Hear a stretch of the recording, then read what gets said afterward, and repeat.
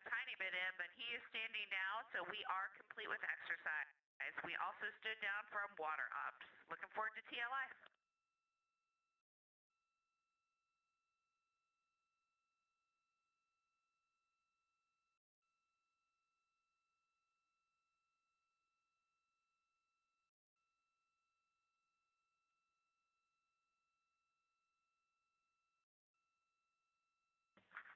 Houston, one clarification on exercise when you got a second. Go ahead, Reed.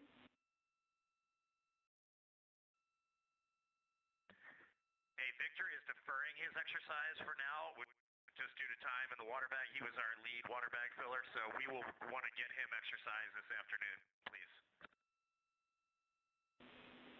Copy. We will find a time to make that happen.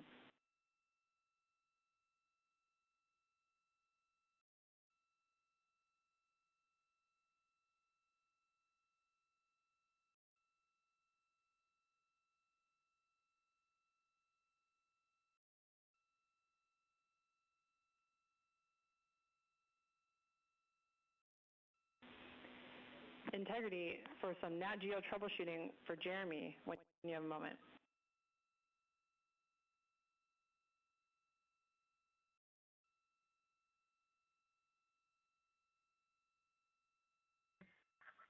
Go ahead.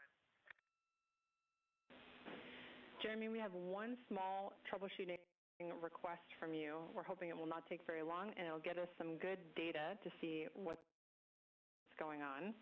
If you could please, on either Max GoPro, turn it on, and in the bottom left corner of the LCD screen, tap the button that appears there, and see if you can cycle it from video to 360. Yeah,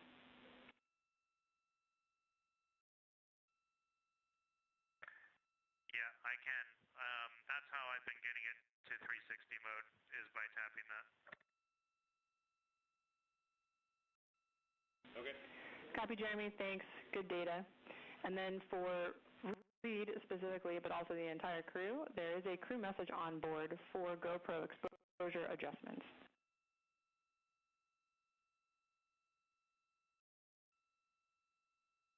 Okay. Copy. We got a message on board.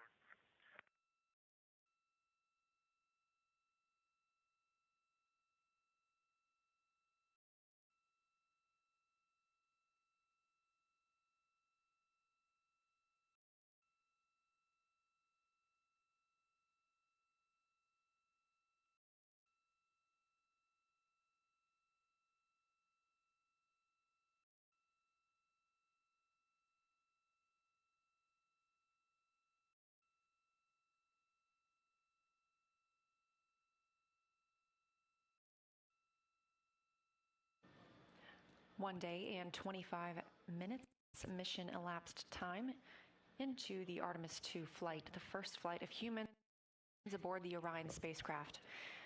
Our crew is NASA astronaut and Commander Reed Wiseman, pilot Victor Glover, mission specialist Christina Cook, and mission specialist and Canadian Space Agency astronaut Jeremy Hansen. Teams here at Mission Control Houston are preparing for the burn conference, during which they'll call up to the crew the status of the vehicle, any actions they need to take for the translunar injection burn. Translunar injection burn, time of ignition. I've got some AGA ratings for you before we power it down when you're ready. Thanks, Jeremy. We're ready for those. Okay, CO2 is only 1.2. O2 is 19.1. Temperature is 73.1. And the pressure is 14.4. Copy. Great readings. Thanks.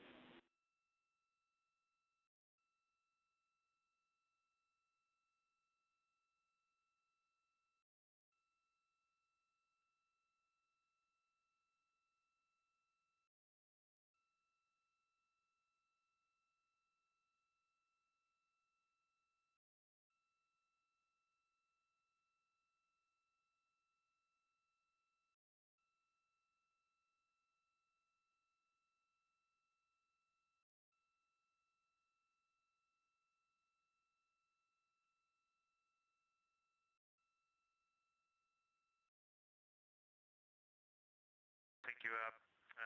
We've got most things taken care of other than the stuff we told you we've deferred already. The portable speaker, we've got it out, but we're not going to turn it on. We haven't had a need for it yet, and we know there's some ground settings, so we don't want to get into that before TLI. So we'll just leave it. We'll get to it later. And then we do want to get some exercise for Victor later. He didn't get much time on that. Other than that, you have any questions on our timeline?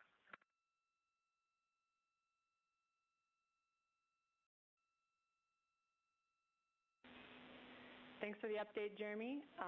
Copy the speaker, and yes, understand Victor, an exercise was cut short earlier today, so we'll prioritize getting him some time this afternoon. Thanks. No further questions.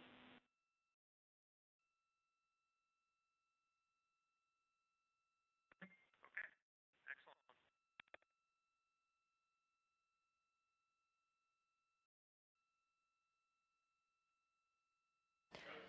Calls from the crew aboard Orion down to Mission Control here. Integrity, Starfield maneuvers are starting in 2 minutes.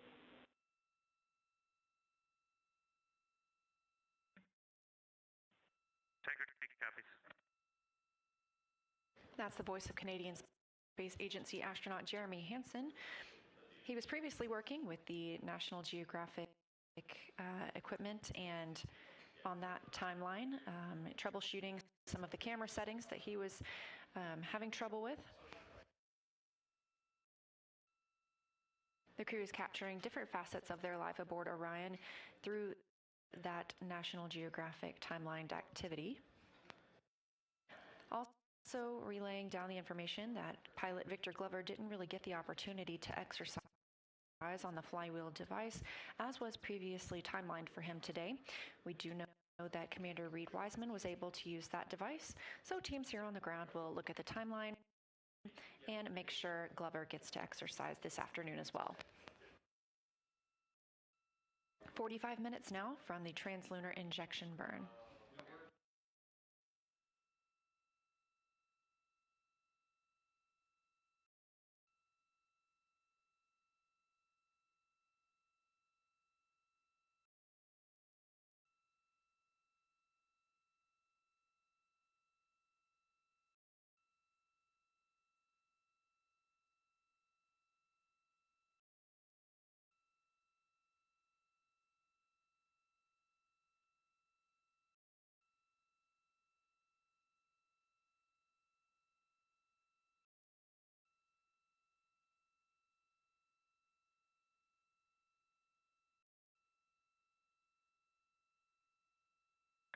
Houston Integrity, we just want to make sure in step 15 there's no change to the final burn plan.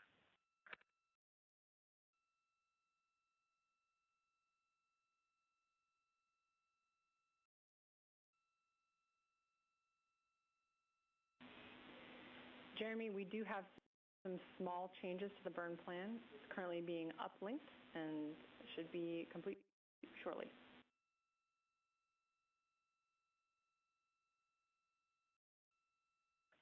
Okay, copy that.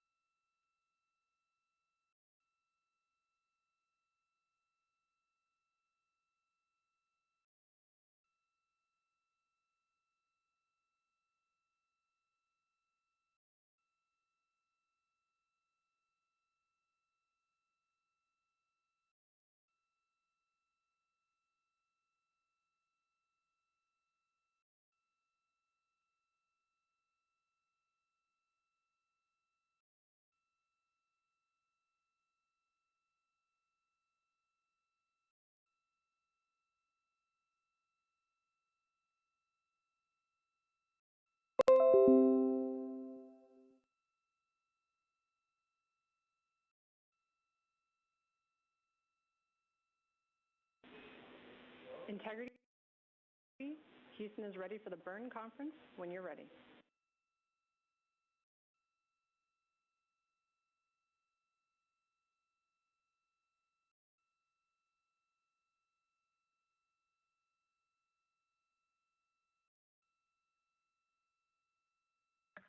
Okay, we're ready on board. Go ahead.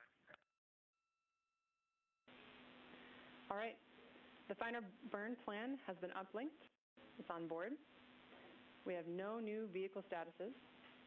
I have 3 deltas to the burn pad, referencing burn pad with UTC ground generation, 92 days, 17 hours, 40 minutes, 0 seconds. Let me know when you're ready to copy.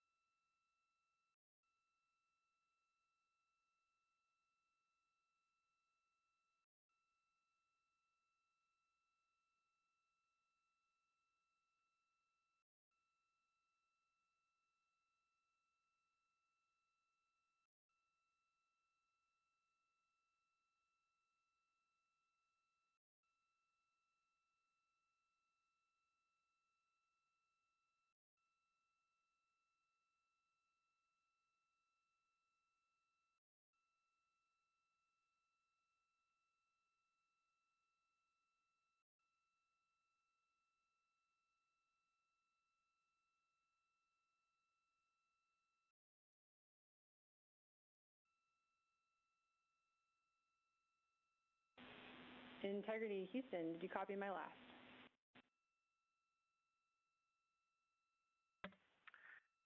Yeah, we did. Well, we copied you talking about the UTC time. We called you, but then didn't hear back, so I'll just start over. We are looking at UTC burn pad that we started with earlier today that we changed to V3. It's day 92 and time is 17:40, correct? And we'll save that as version 4. That's correct, Jeremy. Are you ready for the deltas?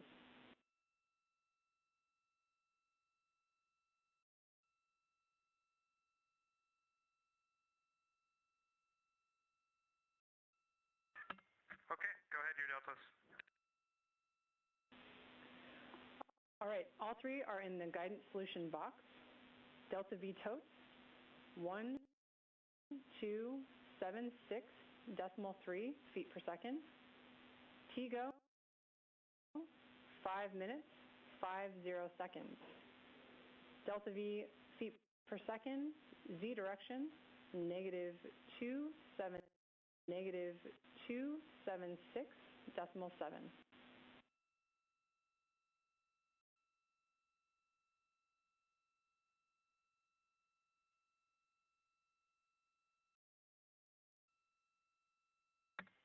Okay, we're going to take another second of TGO, and we changed the Z direction, and we got the new delta V tote of 1276.3. Good read back. And if you can, we'll take a status of the crew power downs for the pre-TLI timeline block. Okay, power downs are complete, Chris. Copy, power downs complete. Do you have any questions for us?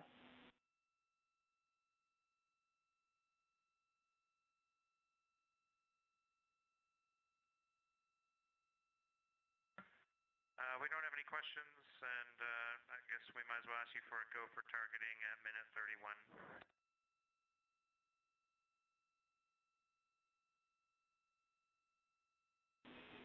You are go. You can disregard that. We'll just verify it initiates. You are go. That's exactly right, Jeremy. Expecting that to happen automatically.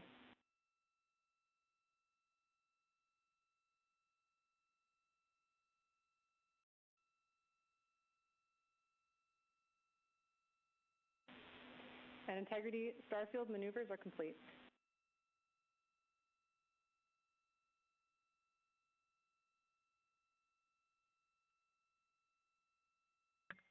Copy.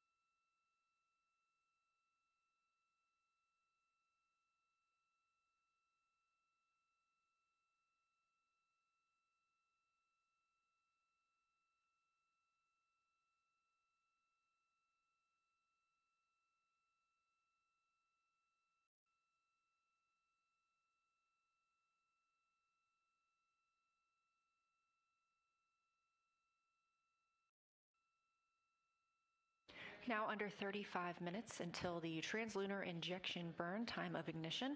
Again, we're expecting a 5-minute, 49-second burn on the OMS engine. This stands for Orbital Maneuvering System. It's part of the European Service Module on Orion.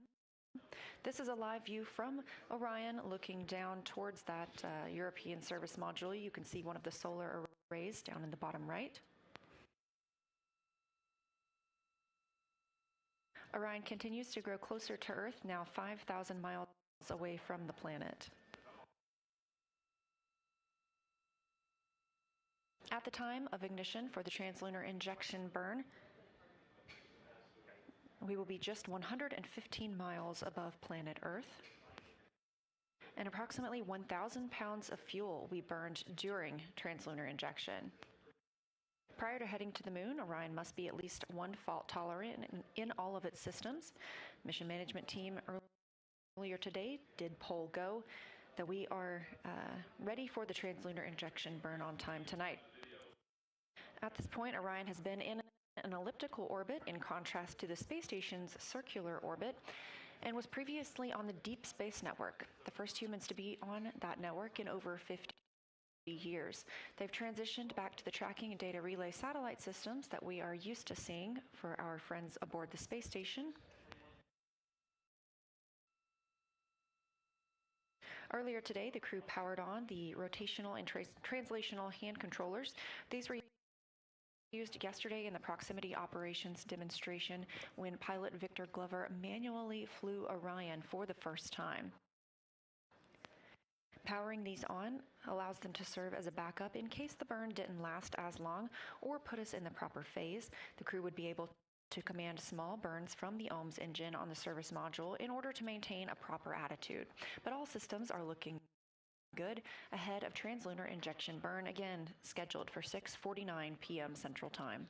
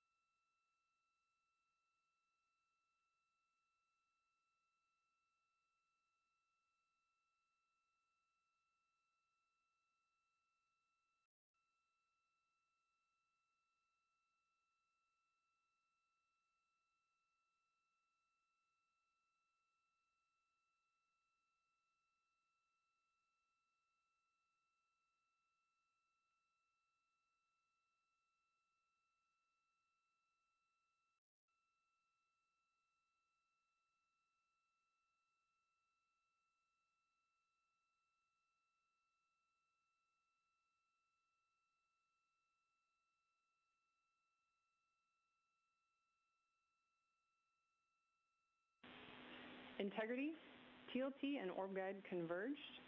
We're taking a look, but initial results are looking good. Okay, we're just comparing values right now.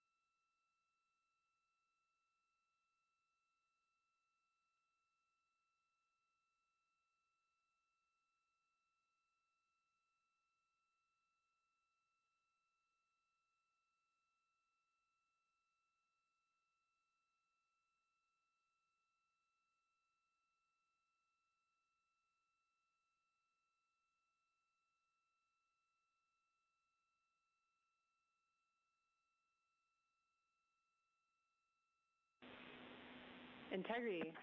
Houston has completed the poll for TLI.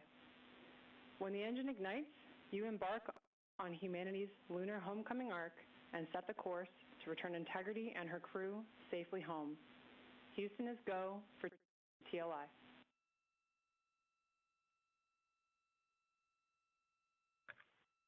Integrity copies, and your Integrity crew is go for TLI.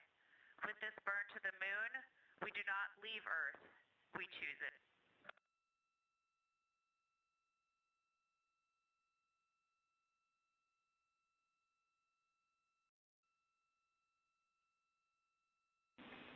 Integrity copy. Thanks for those beautiful words.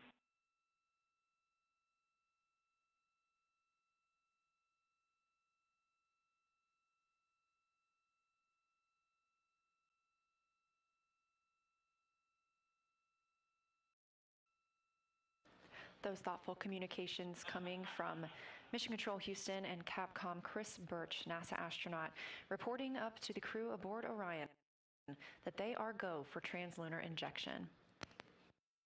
Equally thoughtful words coming back down from mission specialist NASA astronaut Christina Cook, ready for translunar injection to fly by the moon and also return home to our planet.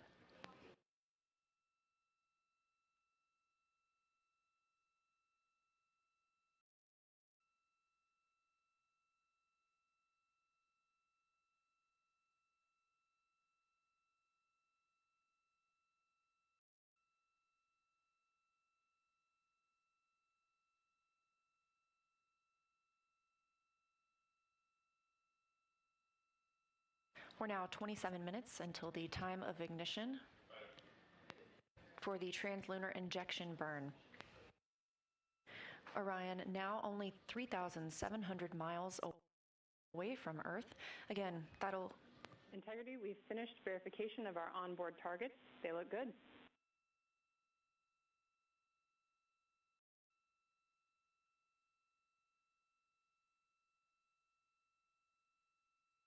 Okay, Chris, our comparison looks good as well. We copy.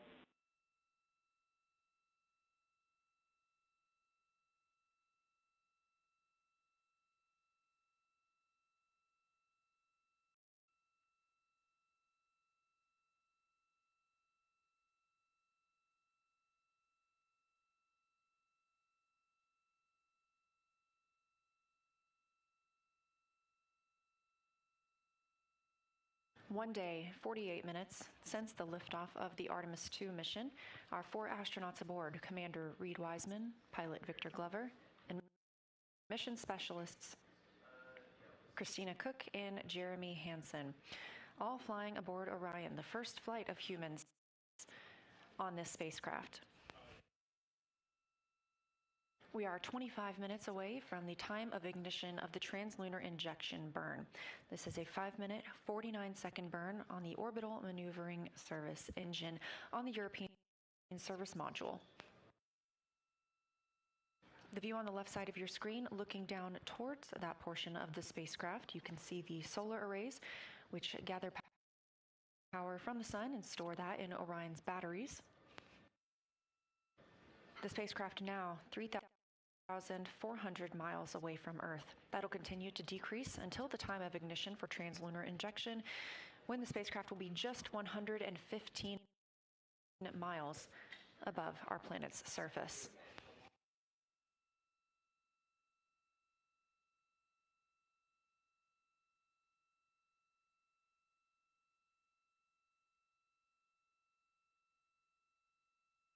All systems looking good here in Mission Control Houston. Teams have given the final go for Orion. The first of those came this morning from the mission management team here at Johnson Space Center. And the most recent coming from the flight controllers in Artemis Mission Control.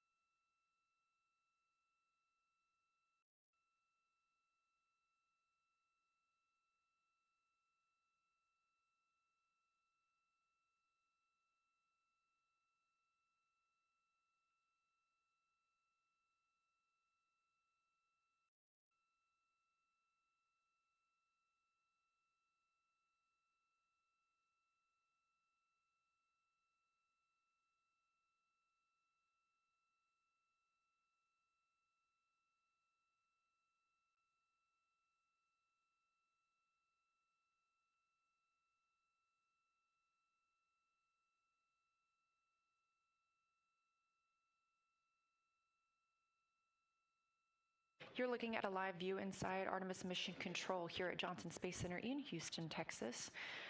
Flight control team, specifically the Orbit 1 flight control team on console, being led by Flight Director Jeff Radigan.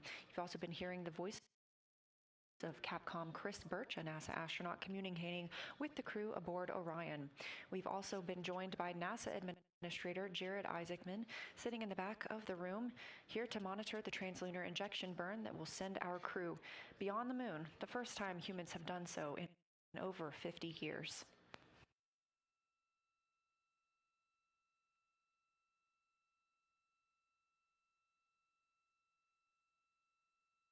Orion is now under 2,800 miles away from Earth.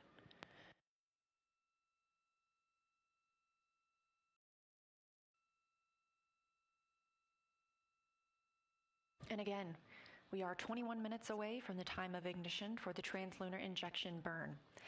Since launch yesterday, that was 1 day and 53 minutes ago, we have been in a high Earth orbit, an elliptical orbit around our home planet. This translunar injection burn is the commitment to flying by the moon and splashing down in the Pacific Ocean on flight day 10.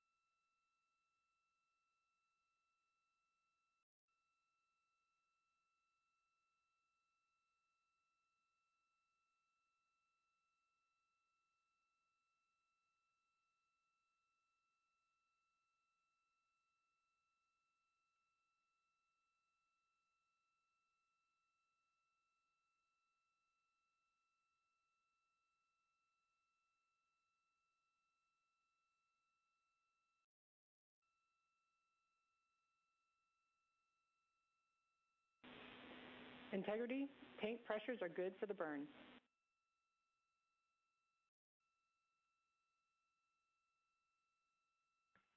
Integrity copies.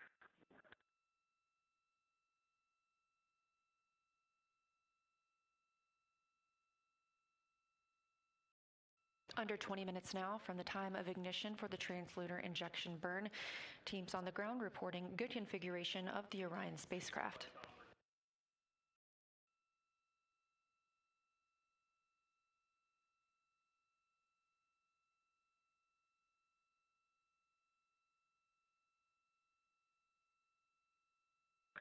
All right.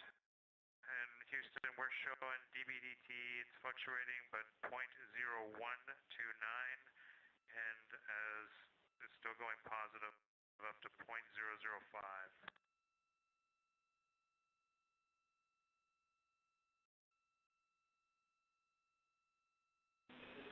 Copy, Jeremy. And we're watching the Eclipse cabin leak. Copy, Jeremy.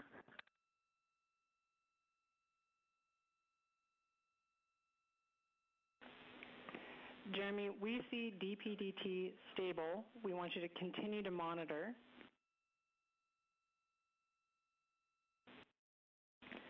Continue to monitor via procedure number 2.1.0. I did notice a change in the fan speeds just prior to that.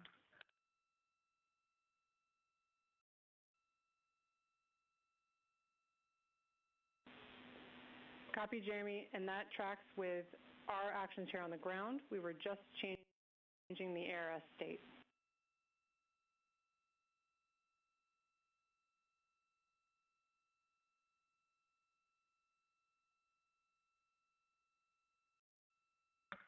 Okay, we will continue to monitor this as well with you in parallel, and we'll keep progressing with the burn.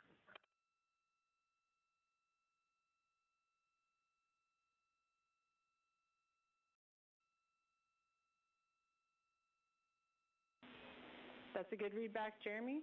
We're following along with you.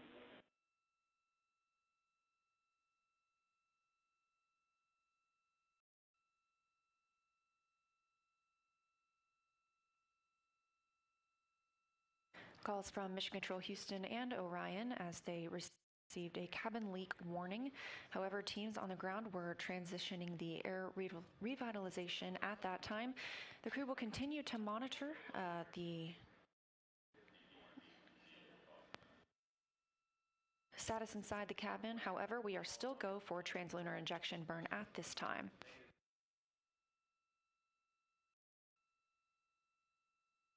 The solar array wings are in motion ahead of this burn. We position the solar array wings so that there are no loads imparted on them during the burn, keeping them safe from damage.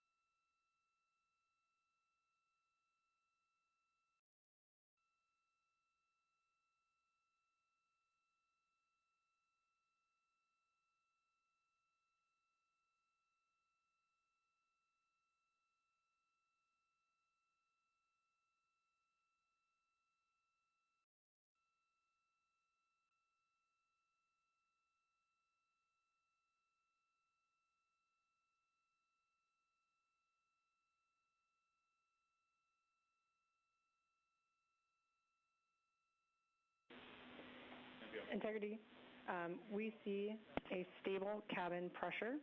We believe that this is associated with commanding we were doing for ARS, and we will be doing some suspected leak cleanup actions after TLI. For now, we are continuing to press for TLI. Okay. Crew's feeling good about where we're at right now. That is all tracking, and we are good to continue. Houston copies. Thanks, Jeremy.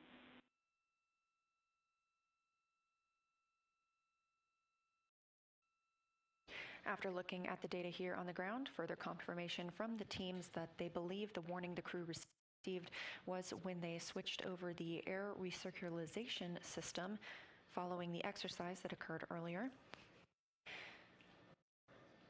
The cabin temperature and pressure have been reported as stable, and so the crew remains go for translunar injection burn.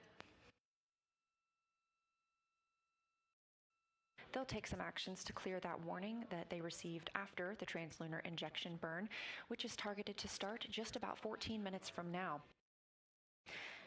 That burn, 5 minutes and 49 seconds, will be on the orbital maneuvering system engine, part of the European service module.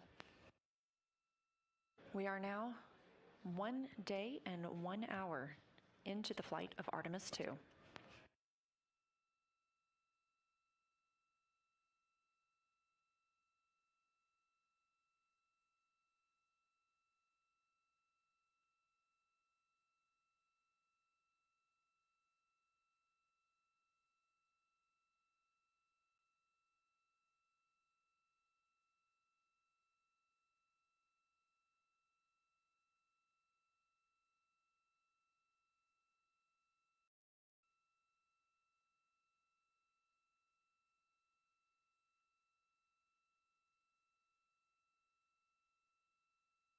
"13 minutes from the time of ignition, Orion just about 1,300 miles away from the Earth's surface. Integrity, maneuver to burn attitude starting in 2 minutes.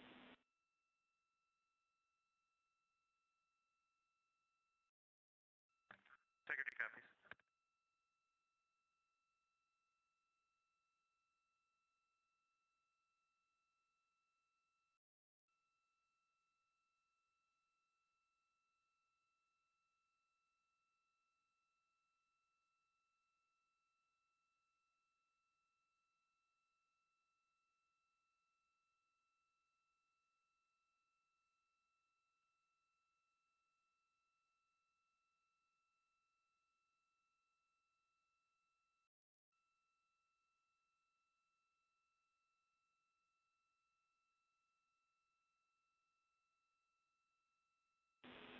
Integrity, saws are configured for the burn.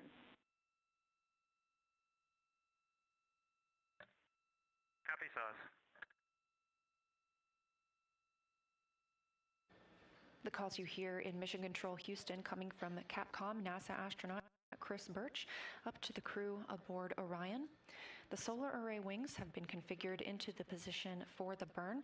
They are moved forward up toward Orion and away from that orbital maneuvering system engine. This protects the solar arrays during the burn, keeps them safe from any loads that may be imparted from the thruster as it fires.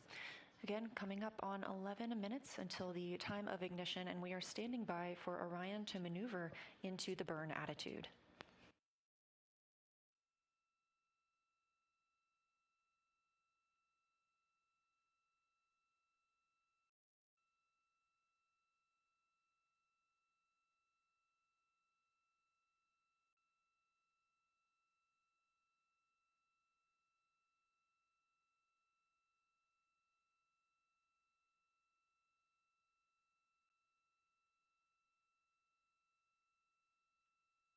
Orion now just 1,000 miles above Earth.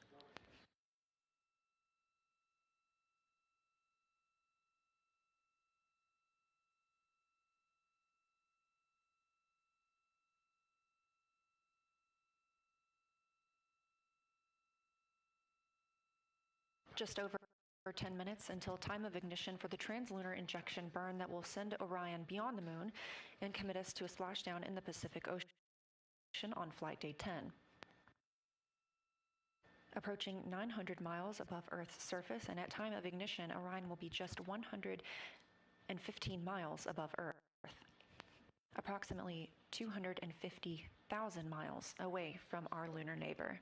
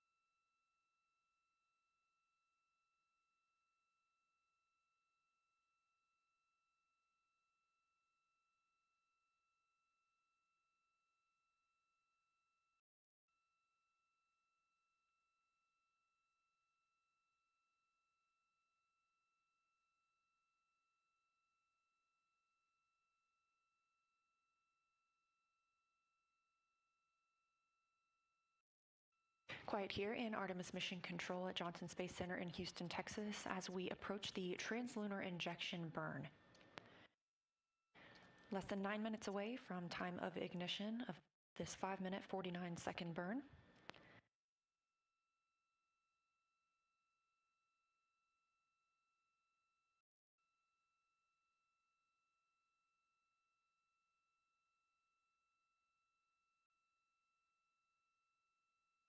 Again, the crew received the go for this configuration this morning to proceed with translunar injection from the mission management team here at Johnson Space Center.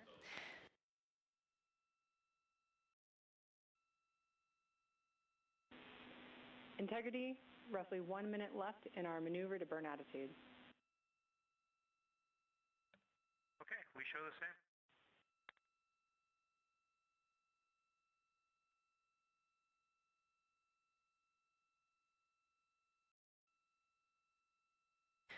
Orion now 650 miles away from Earth and continuing to be maneuvered to its burn attitude, or its proper positioning for that translunar injection burn. All flight controllers here continuing to monitor their systems, and everyone remaining go for our journey to the moon.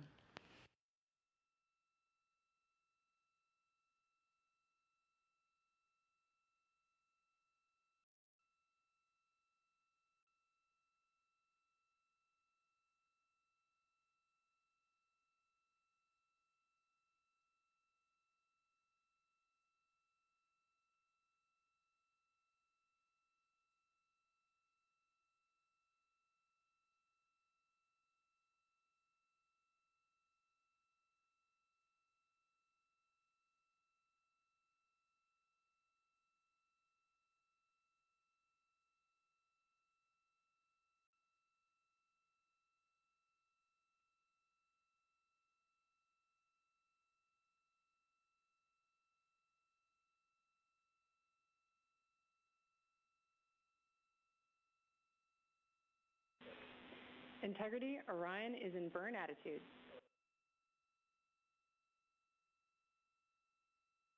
Okay, we show the same.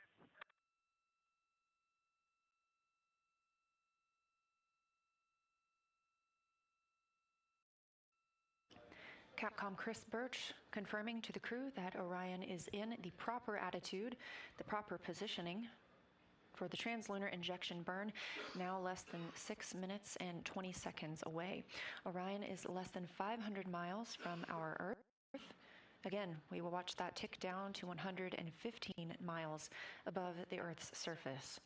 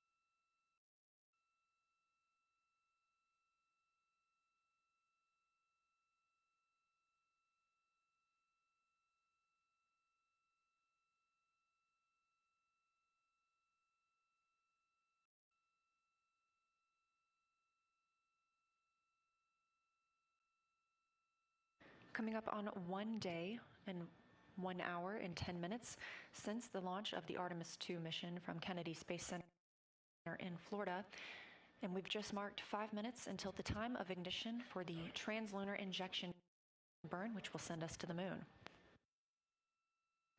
Our crew, Commander Reed Wiseman, Pilot Victor Glover, Mission Specialist Christina Cook, and Mission Specialist Jeremy Hansen, are all aboard the spacecraft, which is properly configured for the burn. This commits us to leaving Earth orbit and moving beyond the moon. It also is our deorbit burn and commits us to coming home, splashing down in the Pacific Ocean on flight day 10. The spacecraft is in the proper attitude, the proper configuration, with its solar array wings swept up toward the spacecraft, allowing the orbital maneuvering system engine, which will conduct the burn to prevent it from imparting any loads on those solar array wings. This will be a 5-minute and 49-second burn, at which point Orion will be just 115 miles above Earth.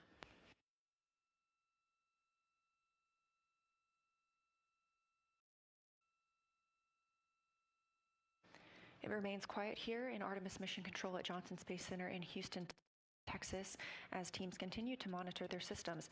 Everything's still looking good, and everyone go for translunar injection.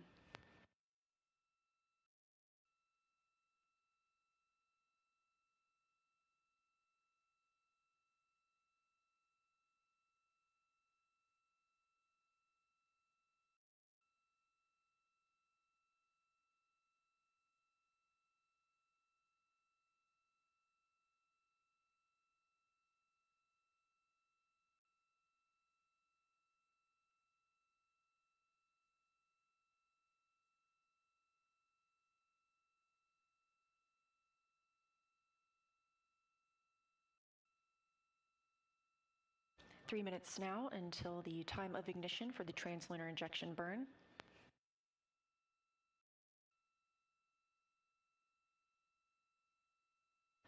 Orion now 190 miles above Earth's surface, 248,600 miles away from the moon.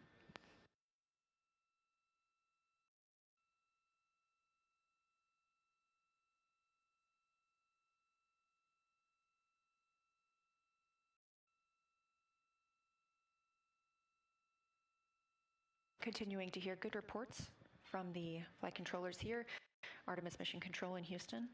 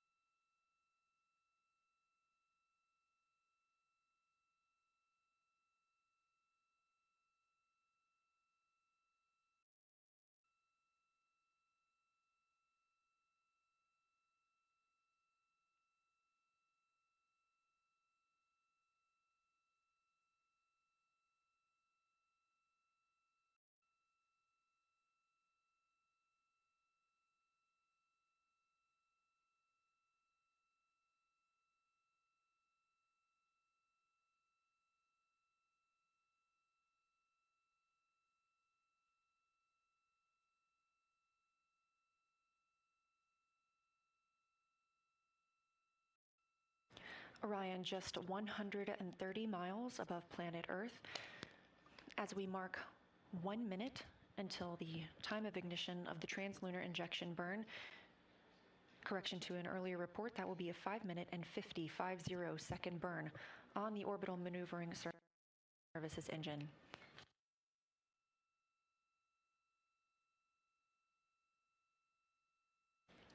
Mission control is go. The crew is go. You're getting a live view from Orion now of Earth.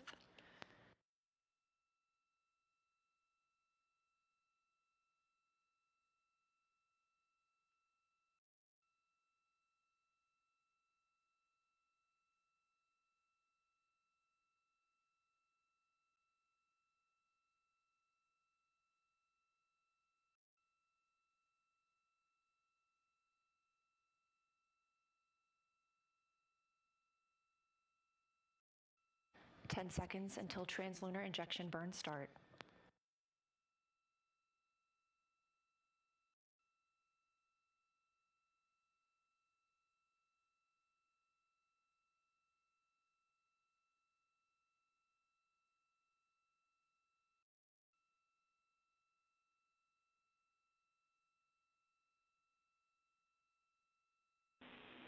Integrity, good engine, good control.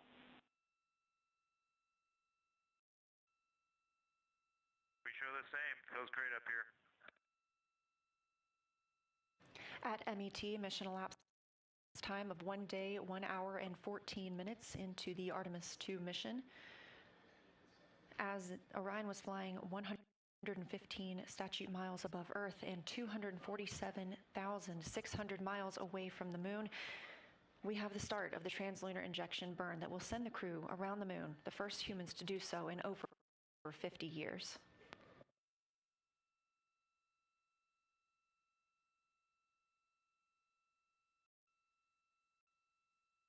Again, this will be a 5-minute and 50-second burn on the orbital maneuvering service engine, part of the European service module.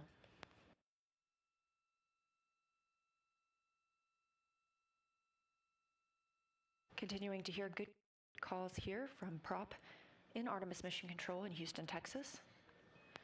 Integrity looking good.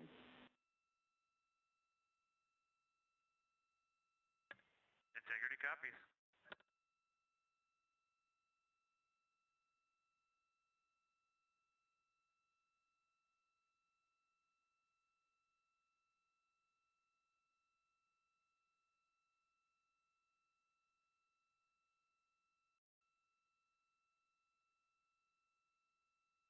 Velocity of the spacecraft ticking up, now over 23,900 miles per hour.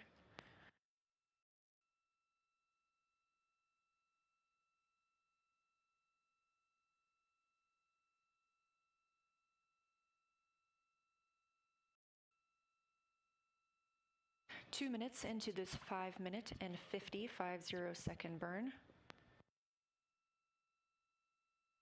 Continuing to get good calls here in Mission Control Houston from all flight controllers. Integrity, we copy the enabled caution, no crew action. Okay, integrity copies.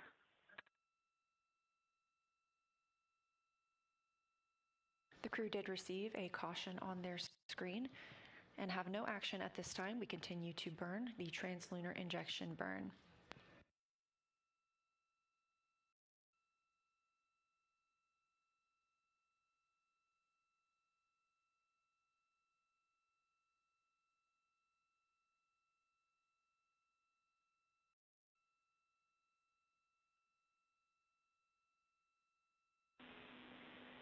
Integrity, similar caution, no crew action. Integrity copies.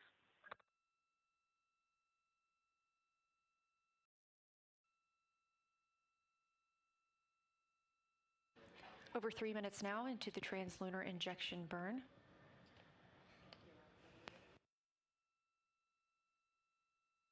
These live views coming from Orion as it looks back on Earth, leaving high Earth orbit and beginning its journey to the moon. We are now 230 miles above Earth, 246,500 miles away from the moon.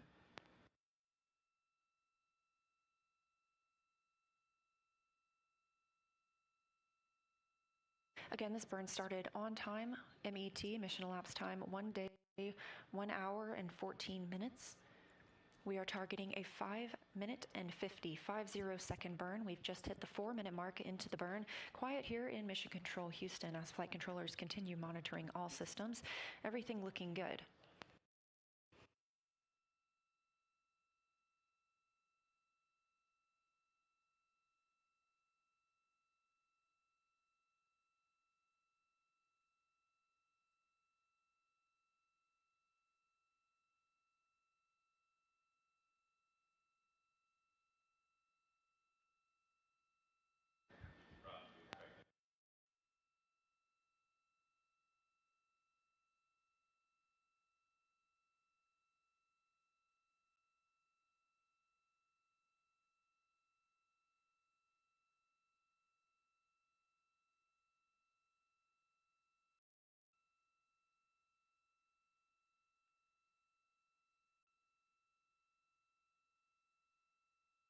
We have 1 minute left in the translunar injection burn. Everything continuing to look good. Again, these live views coming to you from Orion as it looks back on Earth and begins its journey to the moon. And this, a live look inside Mission Control Houston. Flight Director Jeff Radigan monitoring all of the Orbit 1 teams.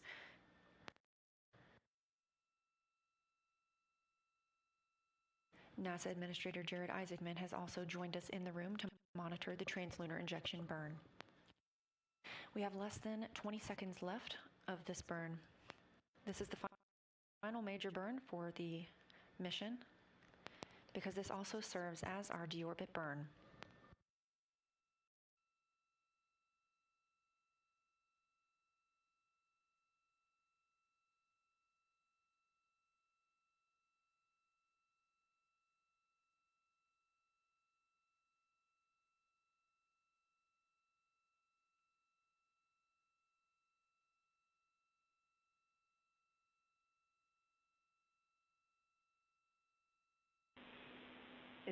Integrity looks like a good burn. We're confirming.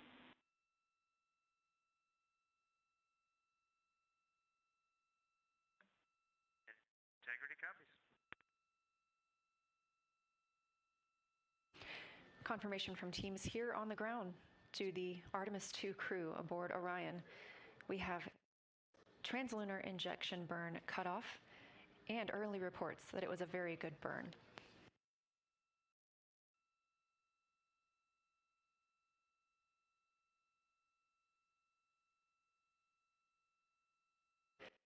Orion now 520 miles away from Earth.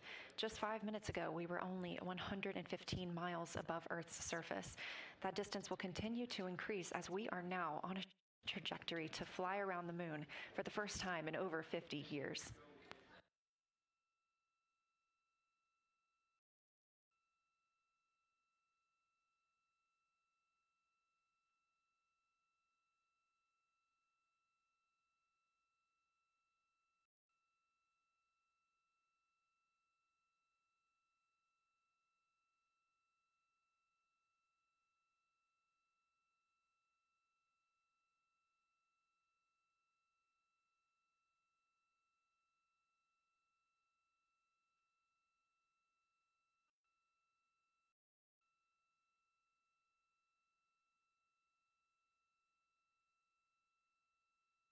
Live views from the Orion spacecraft as it looks back on Earth following completion of the translunar injection burn.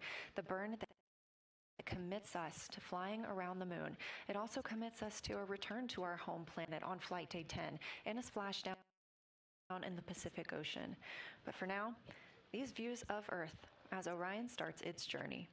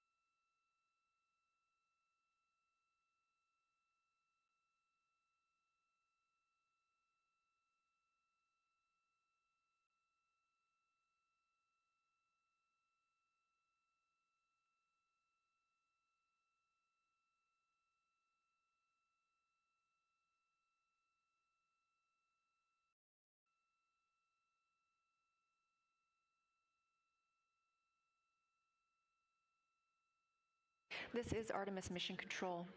1 day, 1 hour, and 24 minutes since the liftoff of Artemis 2. We have just completed the translunar injection burn. Preliminary reports of a good burn. Again, this commits us to flying by the moon and coming back home on flight day 10. We're approaching 1,000 miles away from Earth. Just 10 minutes ago, we were 115 miles above Earth's surface.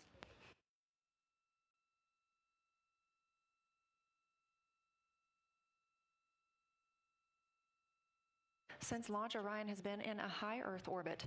This allowed the teams to check all systems aboard the spacecraft and gain that confidence that for this first flight of humans aboard Orion, we were go for translunar injection and a flight to the moon. That go that came this morning from the mission management team and later this afternoon from the flight control team in Houston.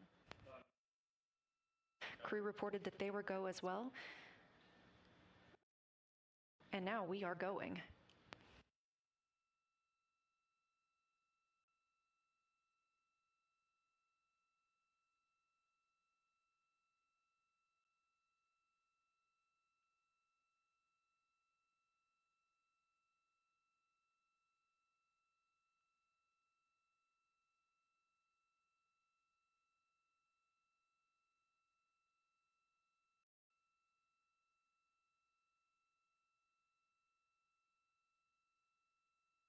Teams in Mission Control Houston continuing to provide good reports on all systems aboard Orion. And Houston Integrity, we just wanted to share a little bit of the sentiment up here as we came around the planet.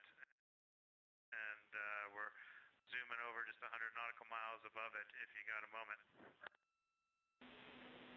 Please, Jeremy, we are all ears.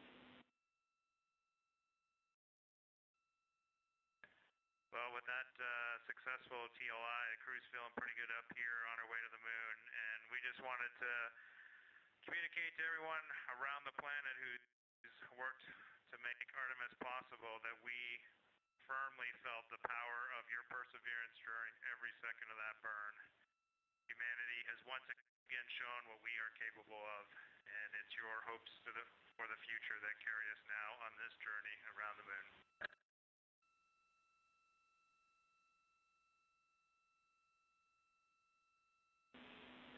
Thank you for those words.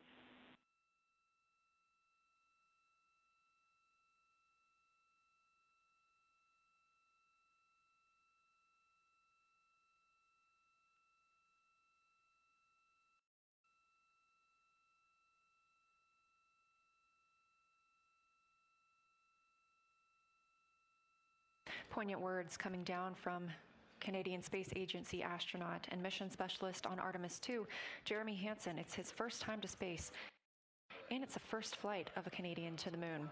Hugs there at the Capcom console from NASA astronaut and Capcom, or capsule communicator, Chris Birch, with Artemis 2 backup and Canadian Space Agency astronaut Jenny Gibbons. We're now over 1,000. Integrity, 2 minutes until a TDRS West to TDRS East handover.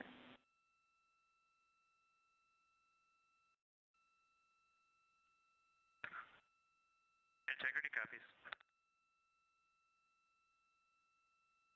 Now over 1,500 miles away from our planet, that distance continuing to increase.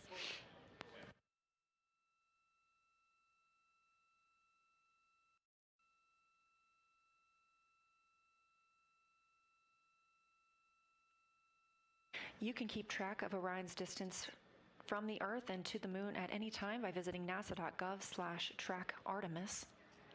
We are currently 242,800 miles away from the Moon and continuing to get closer.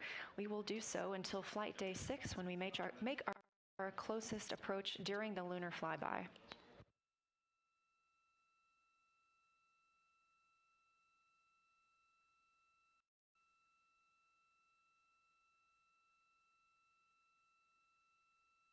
This view coming from Artemis Mission Control in Houston, Texas, where the Orbit 1 flight control team is on console.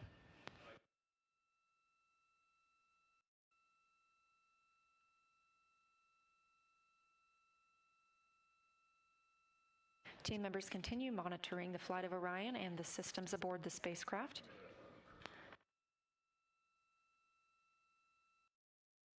coming up on 1 day, 1 hour, and 30 minutes since the launch of Orion.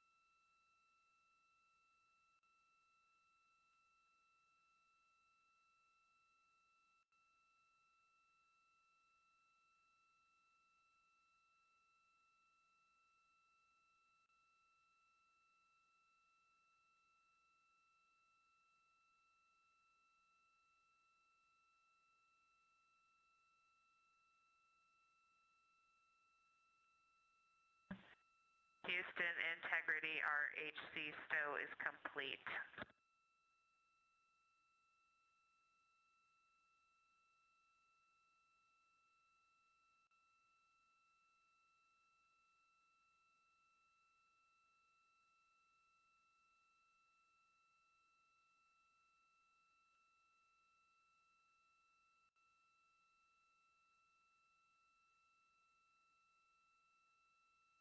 We recently heard a call that the Integrity, we copied. RHC stow is complete on Tidris East.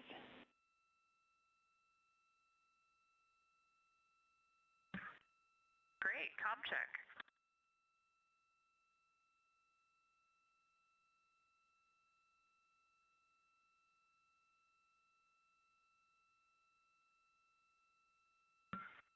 Houston, integrity, we have lost DU2. It appears it may be power cycling with a DAC message of DU2 comm fail.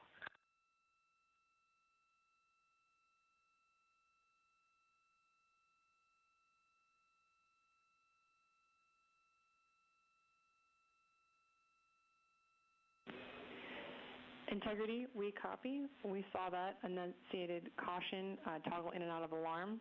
Your go to try and power it up.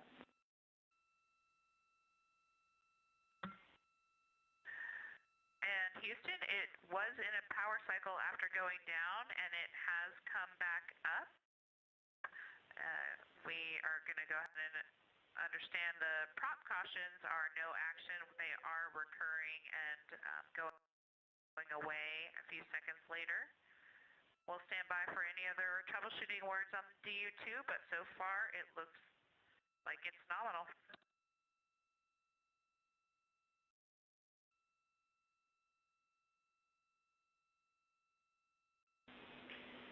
Thanks, Christina. Good news on DU2. No further actions for you on DU2 reconfig. We'll do any other backside stuff on the ground, and we are taking a look at that prop caution as well.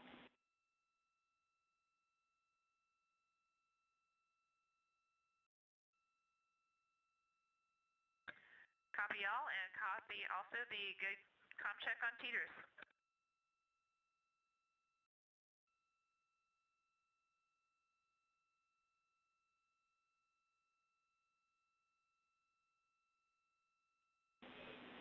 Yes, Christina, good comm check on Tidris East. And to let you know, we are complete with our post-burn reconfig.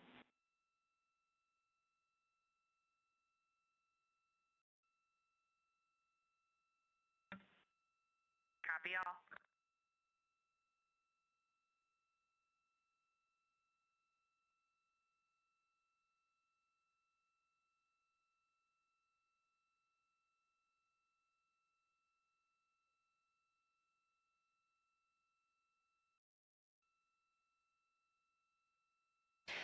A few different communications with the crew there coming from Capcom Chris Birch. We heard the crew report that they were having an issue with their DU, that's the display unit, There are 3 display units inside Orion. It sounds like one of those is rebooting and powering back up. There were also some propulsion cautions that are being cleared.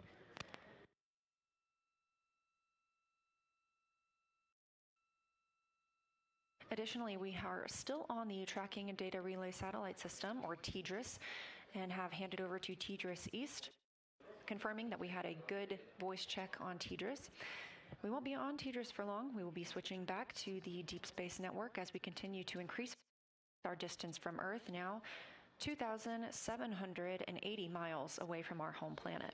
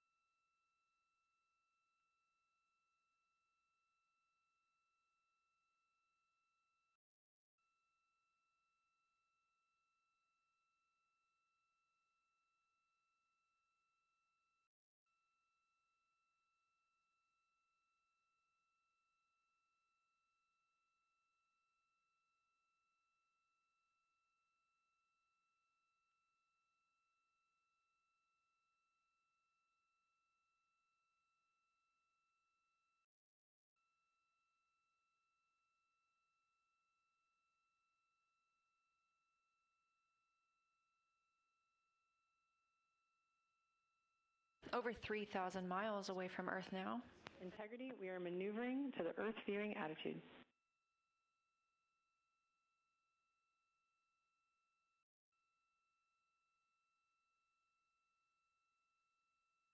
Copy, and thank you. Orion is now being maneuvered into an attitude to allow the crew to be able to see the Earth as they depart it. Again, we are rapidly leaving our home planet and growing closer to the moon, now 240,300 miles away from our lunar neighbor.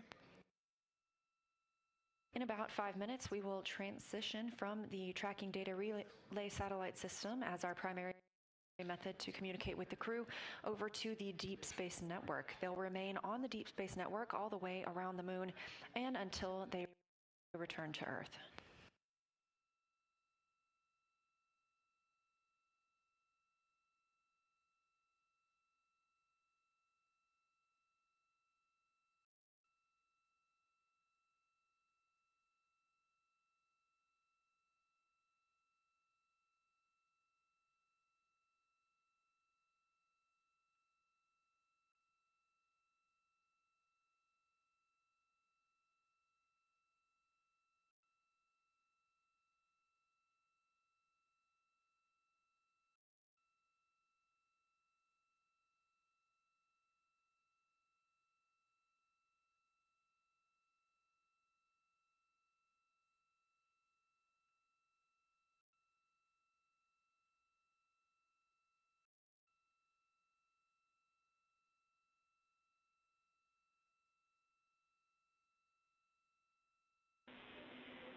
Integrity, we have completed the cleanup steps from our leak suspected warning that has cleared the board.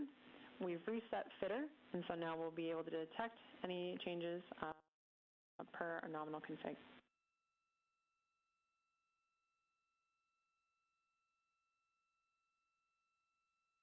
That's great news, Houston. Thank you.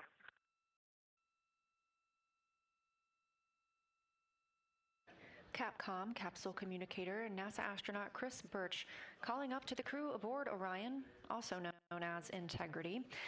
There was a leak warning that popped up just before we got into translunar injection burn. However, it was quickly determined that this was due to the air recirculation system being transitioned into a different state. All teams remained go for translunar injection as we continued to get good readings inside the cabin, and that warning has since been cleared.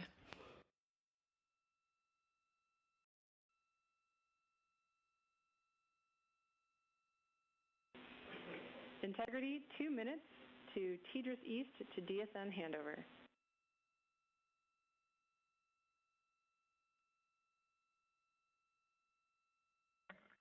See you on the other side.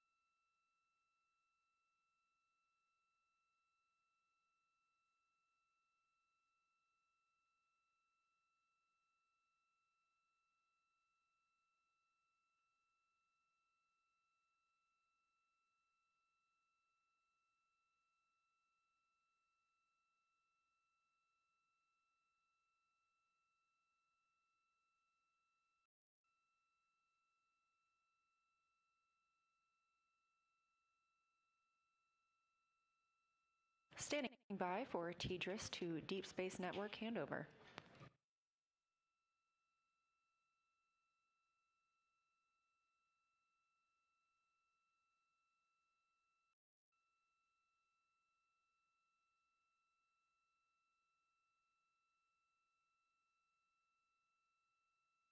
We're now handing over to the Deep Space Network and expect to hear some comm checks once the crew is on the other side.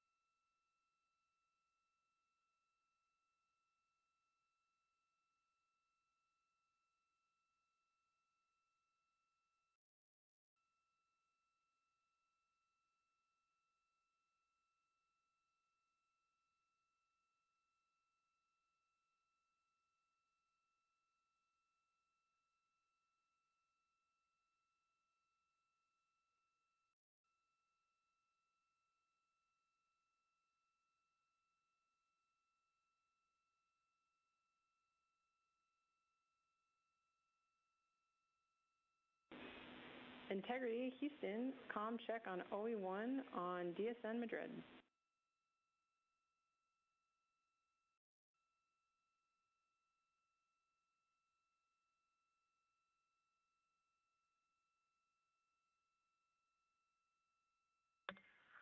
We have you loud and clear. Copy, we have you the same.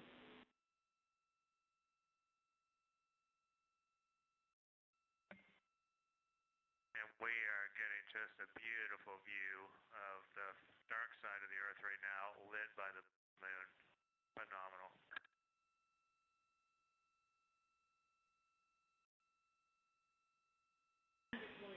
That sounds amazing. We hope you're taking some pictures for us.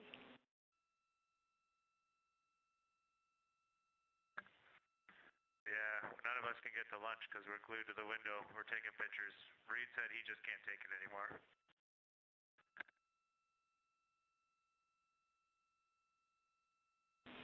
That tracks. Thanks, Integrity.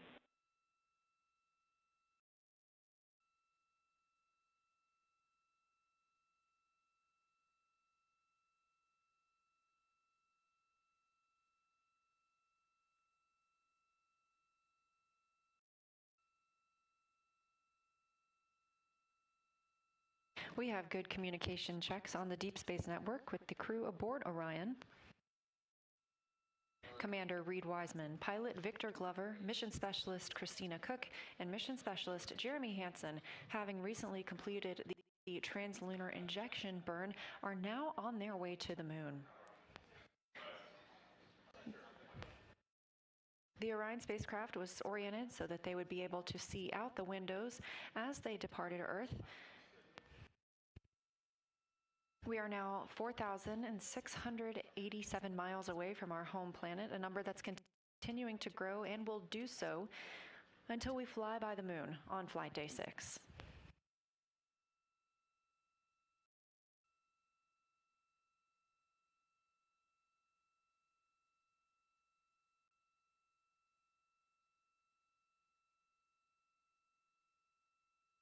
The crew reports beautiful views of Earth as they fly by the dark side, as referred to by Mission Specialist Jeremy Hansen.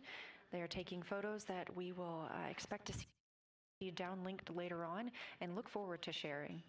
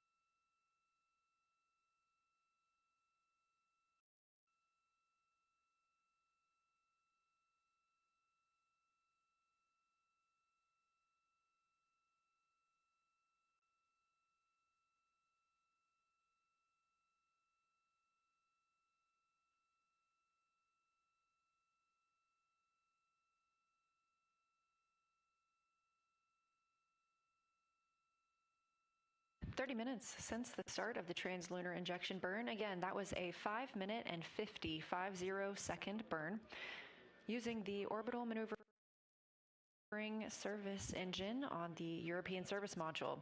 This was the burn that committed us to flying by the moon and returning home to Earth on flight day 10. We are now over 5,430 miles away from Earth. At the time of the burn, we were just 115 miles above our home planet. We're 237,000 miles from the moon. This view inside Mission Control Houston as teams continue to monitor the systems aboard Orion. Everything looking great after that translunar injection burn. Orion is also back on the Deep Space Network which allows us to communicate with the crew as they travel farther away from our home planet. The crew is also in their timelined midday meal, but as we heard from mission specialist Jeremy Hansen, they are all glued to the windows, getting some views of Earth as they depart.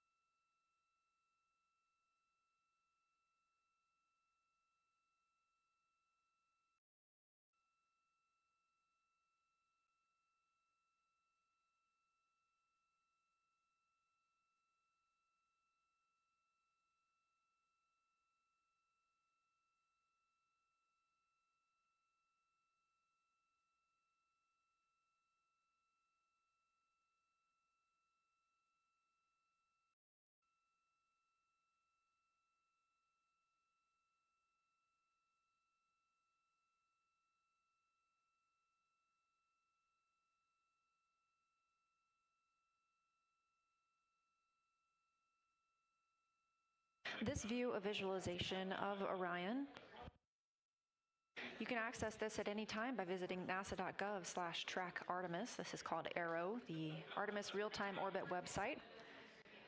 This is live throughout the mission and allows you to see just how far we are from Earth and close we are to the moon.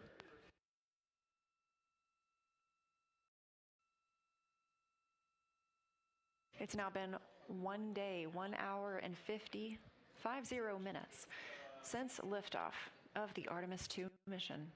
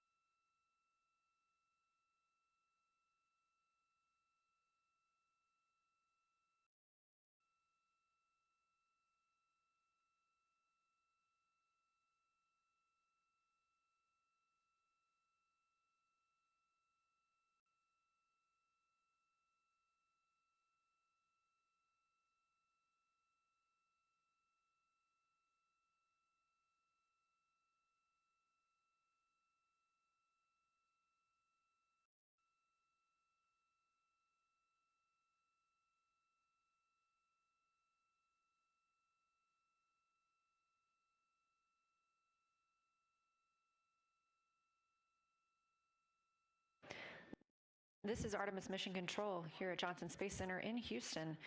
We are on our way to the moon after a successful translunar injection burn.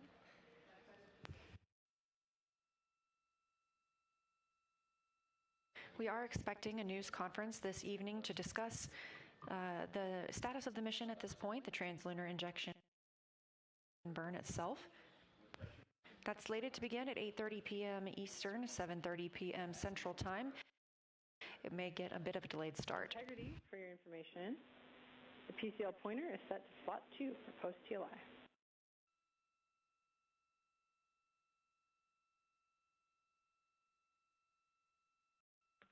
Okay, copy. Slot 2, on our way.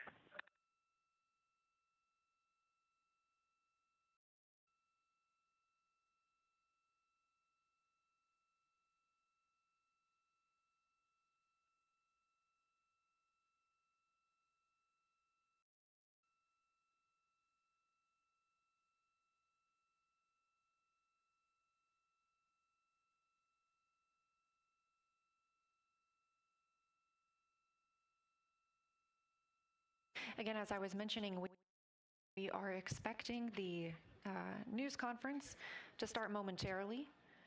If you're watching on YouTube, that news conference will air on this channel and you don't need to go anywhere. We will have that available as soon as it begins. In the meantime, Orion continues to increase its distance from Earth, now approaching 7,000 miles away from the planet. We've also gotten much closer to the moon. Just about 15 minutes ago, we were 240,000 miles away from our lunar neighbor, and now we are approaching 235,000 miles away.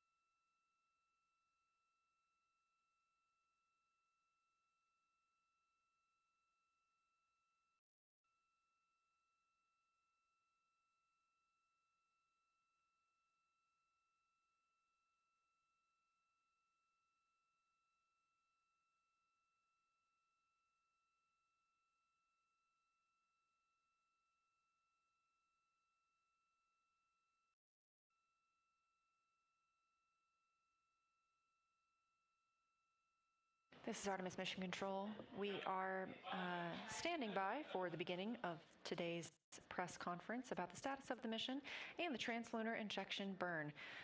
Completed that 5-minute and 50-second burn.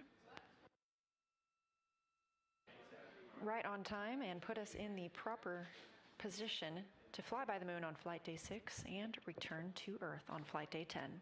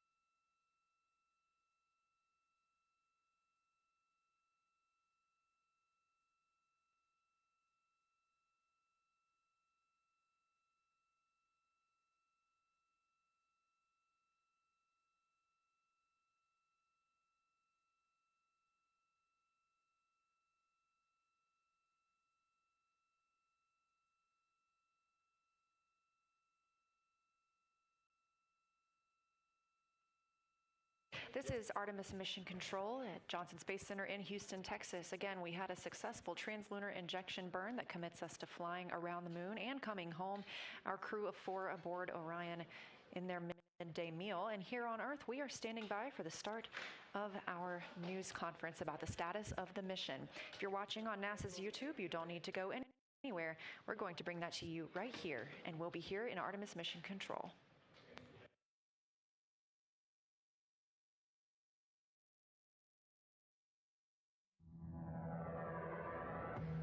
The Artemis II mission is a test mission of the Orion space capsule. Artemis II will be the first time we put humans on this rocket. We're going back to the moon because it's the next step in our journey to Mars.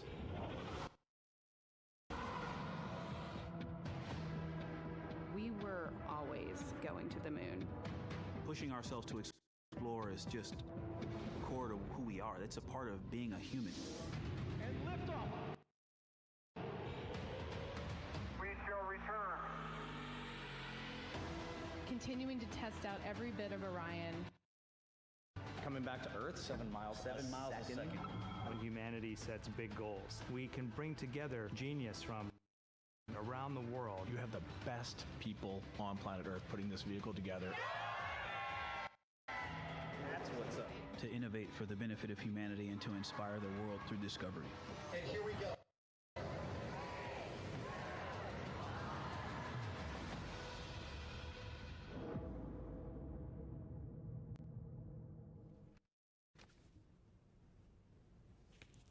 Good evening and welcome to NASA's Johnson Space Center in Houston, and welcome to our Artemis II status update. I'm Rachel Kraft with NASA Communications, and I'm joined by several NASA managers this evening to talk about our recent translunar injection burn to send 4 astronauts on the Artemis II mission to the moon, and about how the test flight is going overall. They are Dr. Lori Glaze, who leads NASA's Artemis program, Judd Freeling, Ascent Flight Director for the mission, and Howard Hugh, Orion Program Manager. We'll have some opening remarks and then take questions both from reporters here in the room and on the phone. And those of you who are joining us by phone can press *1 to get into the question queue. And with that, we'll start with Lori. Great. Thank you, Rachel. So, ladies and gentlemen, I am so excited to be able to tell you that for the first time since 1972, during Apollo 17, human beings have left Earth orbit. With Artemis II's successful 5-minute and 50-second translunar injection burn this evening, our 4 crew members, NASA astronauts Reed Wiseman, Victor Glover, Christina Cook, and Canadian astronaut Jeremy Hansen, are now on their trajectory toward the moon. The burn was executed by our flight operations team here in Houston, and it was flawless. The burn was the last major firing of this mission. From this point forward, the laws of orbital mechanics are going to carry our crew to the moon, around the far side, and back to Earth. Our crew is healthy, and our spacecraft is performing really well. After we've had a series of checkouts since launch, and again, everything really performing pretty well. And we are on the path that we designed for this mission. But just a reminder, again, you can hear us keep saying it over and over again, this is still a test flight.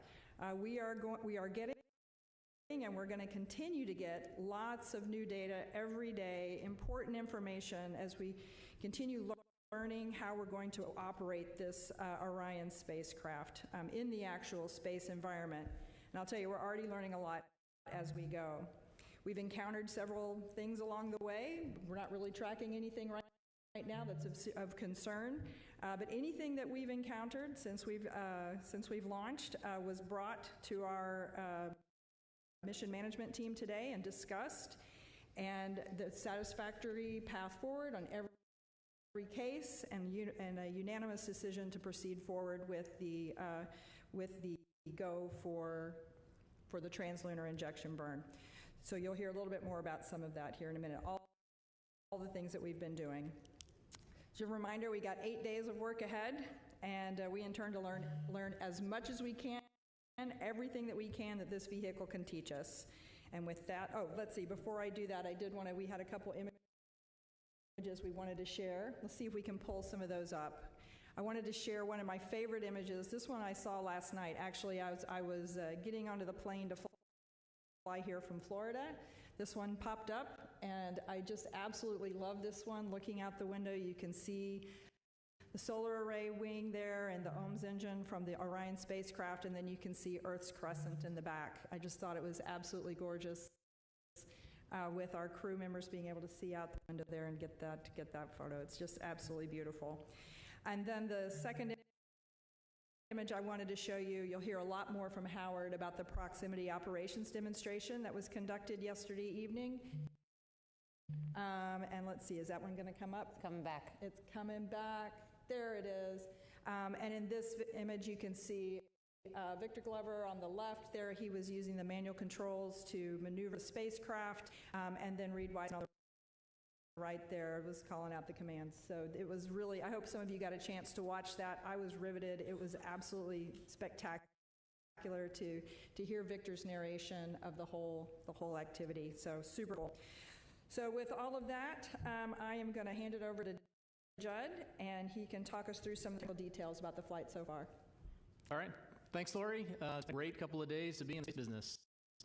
Yesterday, SLS put us right on the money during ascent. We started with some checkouts by the crew from both the water dispenser and the toilet. Those were successful.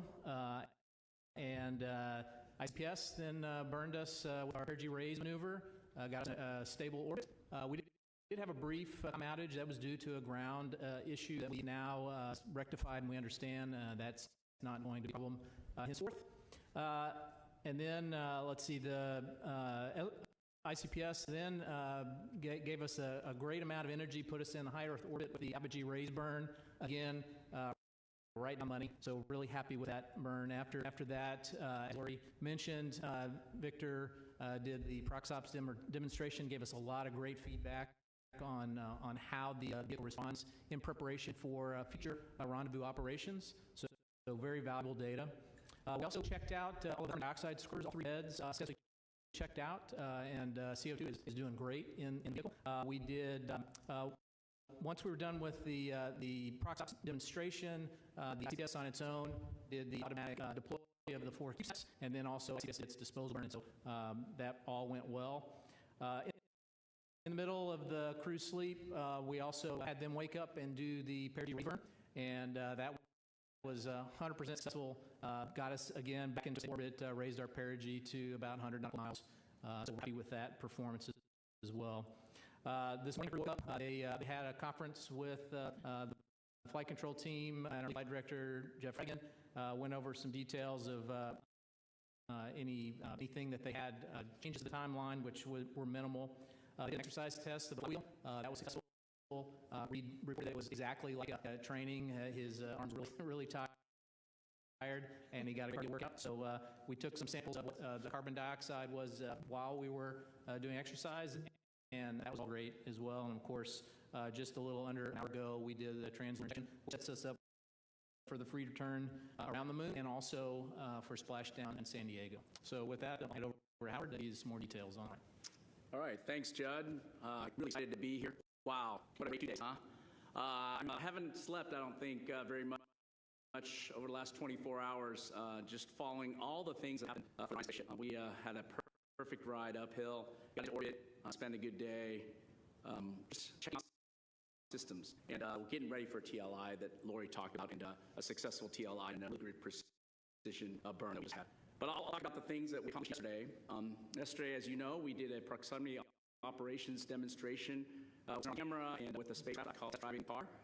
It's been an awesome event for all the engineers and the team that's worked on it here, Victor, and we talk about our spaceship and the work we put in to put into this capability for main flying. I would say that first of all, we accomplished all the test objectives that we set out for this proximity operations. We have 2 precision tests. I'll describe a little bit about what those were. But I'll send with a picture first to show you and describe. This is a very close-in pictures. I guess upper left of the picture is our center-line docking target right in the middle. It's a cross that you'll see. It's a wide target. This is the target that we use for future. So this is the exact flight configuration that we use. So it's really important. We got that on the interim cryogenic propulsion stage. So we were able to get on stage. And what we do, as I describe it, is as we separate from the ICPS, we do a backflip. 5 degrees per second, and we go away all the way as far in this demonstration is about 400 feet. And that way scenario, that allows us to have a good standoff, understand where we're not this picture, but I'll talk a little bit about where this is going. Then we start doing what I call course manual piloting. And this allows, and you heard this, what Victor was doing was basically moving side to side with the spaceship, up and down, and then doing a rotation pitch, roll, yaw, make sure the response from the spacecraft is what he's seeing. And the reason it's course is because it's so far away at 400 feet that you want to make sure you have big maneuvers so you can see the target going out of your field of view a little bit, okay? So that's what we did at the discharge, and then slowly coming in and approaching the vehicle. And that picture that you see on the upper left side is almost to 30 feet, 40 feet, I think. And that's where we will do what I call fine manual piloting. So we're just doing a little bit of the same thing, side to side, down, doing the pitch, roll and yaw maneuver and handling. And you heard that if you watched closely, and some great commentary. Especially, it's heartwarming to hear. I know I talked to some team members today, to hear that, well, baby worked, operating precisely. That is exactly what we want to do, holding the attitude and being able to maneuver very well, and described, I think, very excitedly by Reed and both Reed and Jeremy. I think it's really a moment for all of us who have been working in this arena to get this demonstration off. And of course, that wasn't the end of it. We got away to about 65 feet, and we let the ICPS do a maneuver. And then we had another target, what we were calling two-dimensional target. So it didn't have a standoff cross like we did on the ICPS nose. What we did was add a good two-degree target or two-dimensional target on the spacecraft, on the ICPS. And we did the same maneuver, but a little different. This maneuver was what we call 6-degree freedom maneuver, where we're tracking and also maneuvering by rotating as well. So you're translating and rotating at the same time. And that allowed you to have a different characteristic of the vehicle performance in the piloting approach. And we were also able to go to this 30-foot range. So really important demonstration of the fine and course handling of the spaceship for future missions as we go forward. And that was something that we wanted to make sure brought down some risk. And you saw the images of the centerline camera, and performance was outstanding. And of course, the crew was outstanding. They did a perfect job. I flew the simulator. I did not qualify for this mission, unfortunately. So definitely wasn't ready for this kind of mission, but Victor just followed everything. And I saw the track today in terms of predictions, and I got to give kudos to him. He followed along, and it was a really great opportunity to demonstrate our capability. So that was a really important demonstration and test of our rendezvous process capabilities we need for the future. But also in that 24-hour period, we had to obviously demonstrate our readiness for injection. We were able to really track a lot of the subsystems that we've run from on Artemis 1, but also the most important subsystem for humans on board is the life support system. And I'm happy to report that the performance of the CO2, the ability to distribute water, control temperature inside the cabin is exactly as predicted, and in some cases better. And so that was really great. And of course, across all the systems that we demonstrated in Artemis 1, like power generation was better than predicted also. Over 30 kilowatts of power generation, and our ability to control, like I said, the inside cabin and control the temperature across all the parts of the craft was right on and nominal. So that was really good to see. And of course, we're ready to execute the PLI burn today, and our guidance navigation control system is ready to go and demonstrated for this burn its ability to handle the burn and the precision that's needed to take the moon and come back into the atmosphere. So really great overall demonstration of box ops, really great demonstration of the core subsystems that we have on board the ship is required to execute the rest of the days of this Artemis 2 mission. And finally, I would say that we had, I would say, really great opportunity to just understand our overall performance across all these systems and ensure that we're ready to commit to a safe journey to the moon and back. And over the last 4 hours, we were able to, as Lori said, have a mission management team review of that and determine that we were going TLI. And I'm so happy that we're headed to the moon. Thank you. All right, it's time now for questions. We'll start here in the room, and then we have several on the phone. A reminder, please raise your hand if you're here. We'll have a mic coming around. And then if you are joined by phone, star one can get you into the question queue, and we will begin in the room here. Let's come around with the mic here in the front. Thank you very much. Tarek Malik with Space.com, and I think it's for Howard. You know, the TLI seemed to go quite well, although I guess there were some alarms that the crew reported, and the mission control said, you know, it was not to worry about. I'm just curious what those alarms were, or those cautions were, and you know, how they were, I guess, set aside so quickly. Thanks. Okay. I'll let Jed maybe give some highlights there. Yeah, so about 15-20 minutes before TLI, we had a couple of nominal reconfiguration changes of the atmosphere relay system, the cabin fans, and when we were moving those to a different mode, the fan speed change caused the cabin sensors to dip below the caution limit for just a bit, and of course that rang an alarm that was a suspected cabin leak. It was false indication, and so we knew there was no leak. We knew that there was just a dipping low pretty quickly. Additionally, there were some RCS, reaction control system, some messages that we had been seeing previously. Essentially, whenever we're using a system, there's a pressure sensor divergence, and we've seen it before, so we knew exactly what those features were. So again, not an issue at all. Eric. Eric Berger, Ars Technica, and just congratulations so far for the hold all of this. I guess two questions for Howard. You know, first of all, quick question: were there any thruster issues during the ProgSops demo? Any sort of outages or concerns with that? Everything performed nominally, and then does the performance in Victor's pilot during that exercise give you confidence in Orion's handling for the maneuvers contemplated in Artemis 3 with one of the ALS? Yeah, no issues with thrusters. They perform nominally and excellent. Relative to future confidence, you know, this gives a lot of confidence in terms of close in. I talked previously about being on the docking axis. It's important for the crew because unlike Orbiter, where we were able to have situation awareness from the windows, we approach closely very dependent on cameras and the LiDAR that will be on Artemis 3 and above for our relative navigation. And so this was a really good exercise of that. And of course, you know, hearing the crew in a preliminary way through verbally, look at the data very closely and then get the post-flight report from them in detail. I think at first indication that the vehicle performed better than obviously they expected. I think, you know, for us, it was really good understanding of how the human-in-the-loop part worked. We know actually what we have automated, but having a crew in the loop and demonstrate their capabilities and be able to hold and be able to execute translational and rotational maneuvers and be able to do that precisely is really outstanding. And I look forward to them coming back home, telling us all the nuances. I'll spend hours with them on how they felt about it and what the responses were based on the pulses they've been. But yes, it's very heartwarming to hear that from the crew, and of course, to get the technical data and play that forward. Mark Kirk. With NSF. This is probably a combination of both John Howard. Now we're committed to TLI. The attitude you're going to hold, what are the out view windows for? Are they going to be, what are they going to be able to see Earth or the moon? And also, prior to the flight, you were talking about based on TLI, what they would get to see when they do the close observation.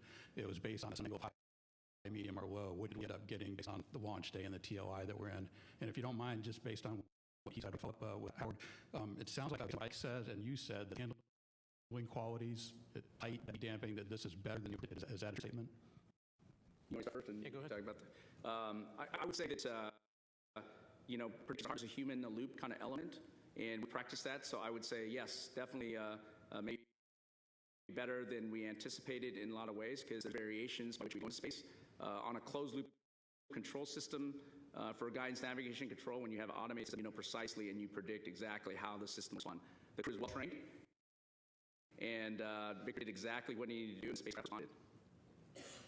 As far as where the vehicle will be pointed, most of the time we spend in a tail to sun attitude. So we take the back end of the vehicle, point it toward the sun. So whatever the geometry is, that's what we get. We sometimes advantage when we do power balance, we can move the solar rays cameras on the end. We can move those around and see what like the Earth or look forward to the moon. Also, on flight 6, whenever we do the lunar closer approach, we'll change it to make sure that the crew has those views of the lunar surface. As far as the lighting of the moon, this was a lower lighting day we launched. I think it was in the 20% lit area. So we'll still get good shots from crew. We'll still get great descriptions from their Mark I eyeballs. But I mean, we're going around. That's the main thing, right? Okay, we'll do more on the end here, and then we'll go to the phone. So go ahead, Jackie. Hi, Jackie Waddle, CNN. A quick question for Howard. I know Victor said that he was going to give the scales during the prox ops. You share those numbers. Just curious to know how it handled, and then also would love to just ask a general question about the crew, how they're adjusting to orbit. Specifically curious about the first-time flyer and whether there's any space adaptation syndrome without, invading privacy. Thanks so much. Yeah, I'm sure we can share the Cooper Harper handling qualities. I mean, we did assessments with the simulator, and we'll do it as part of this demonstration, and love to hear that feedback. I think we got some different feedback, like I said, but look forward to that. Yeah, definitely. But I'll let Judd answer the other question about as far as the crew members, they're doing great. There's no indication that they're having any problems at all. So I don't expect that they're having any problems. Hi, Lauren Grush with Bloomberg. Thanks so much and congratulations again. I wanted to ask about the troubleshooting of the toilet that happened on that first day. Can you just explain to us what the issue was and how they fixed it? And on a priority scale, would you say this was a number 1 priority or a number 2? So we had always planned to wet the toilet with some water that we had pulled out of the PWD, the potable water dispenser. And it turns out, I guess, we didn't put enough in, and so the pump was not fully wetted, and so it has automatic fault detection in that if it's not fully wetted, it'll shut itself down. So once we figured out that we didn't put enough water in, we put more in there, made sure that it was essentially primed, the pump was primed, and then the toilet came right back up.